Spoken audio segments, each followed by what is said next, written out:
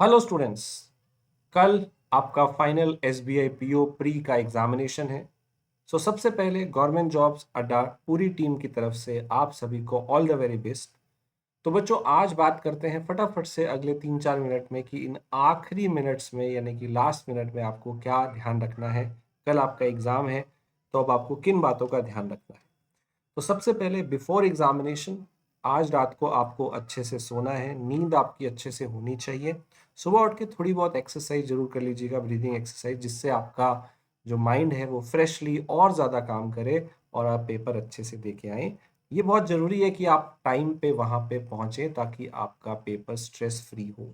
तो अपने सेंटर पे टाइम से पहुँच जाइएगा, रिपोर्टिंग टाइम पे पहले पहुँच जाएंगे तो कोई दिक्कत नहीं है, लेट नहीं होना चाहिए। अपने डॉक्यूमेंट जो है बेटा वो सारे लेके जाइए। एक तो आपको अपना ओरिजिनल आईडी प्रूफ लेके जाना है, उसका ओरिजिनल भी लेके जाना है, साथ में उसका जो फोटो कॉपी है वो भी लेके जाएंगे।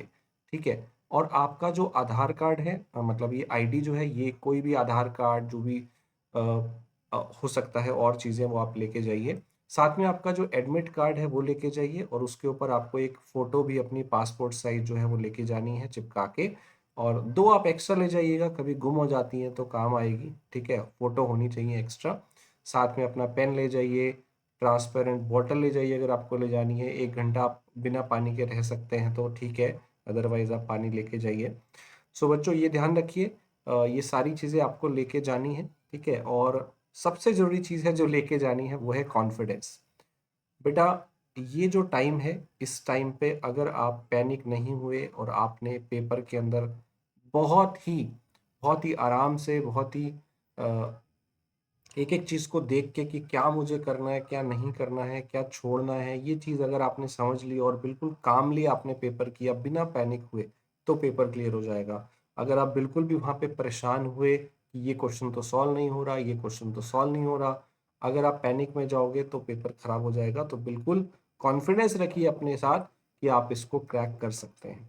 और इस एग्ज़ाम में आपको पेपर जब आप जाएँगे तो एनालाइज़ करना है। शुरू में आप कुछ सेकंड के लिए एनालाइज़ ज़रूर करें, इस बात का ध्यान रखें।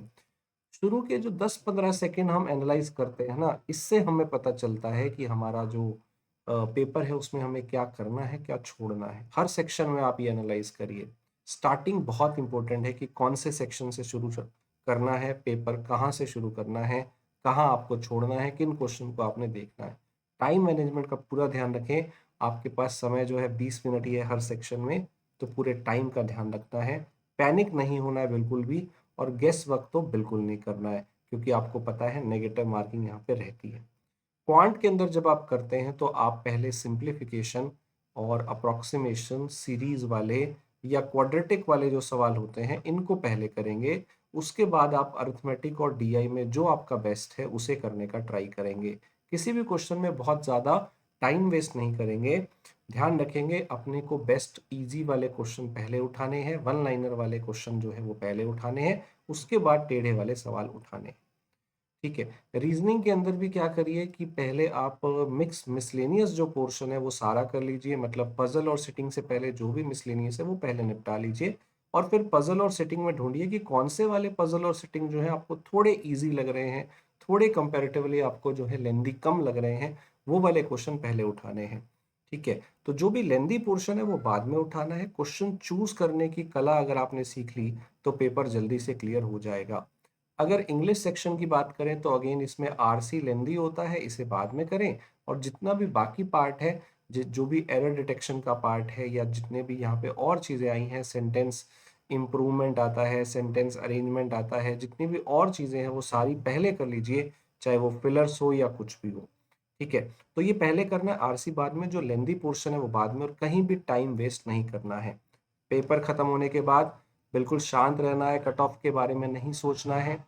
आपको मेंस के लिए आगे तैयारी करनी है, उसके बारे में सोचना है, या और जितने प्री एग्जाम आएंगे उनके बारे में सोचेंगे।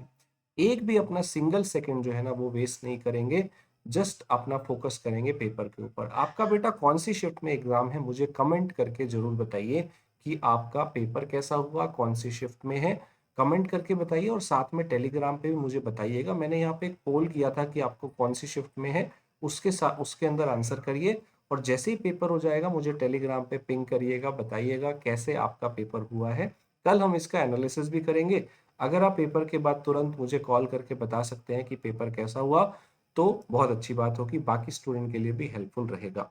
So students, all the very best. पूरी टीम की तरफ से आप सभी को ऑल द वेरी बेस्ट। अच्छे से पेपर दीजिएगा, कॉन्फिडेंस के साथ जाइएगा। इंग्लिश के अंदर 40 क्वेश्चन है, तो जितने ज्यादा क्वेश्चन कर सकते हैं करिएगा। और मैथ रीजनिंग में आपको पता है कि 30-30 क्वेश्चन हो गए हैं। यहाँ पे नंबर ऑफ क्वेश्चन कम हो गए हैं 35 की बजाय। तो अब आप जितने ज्यादा क्वेश्चन कर सकते हैं करिएगा। और इंग्लिश में तो ज्यादा करना है, बट अगेन गेस वर्क नहीं करना है, ब्लाइंड गेस नहीं करना है, जो आता है वही करेंगे क्योंकि नेगेटिव मार्किंग रहती है।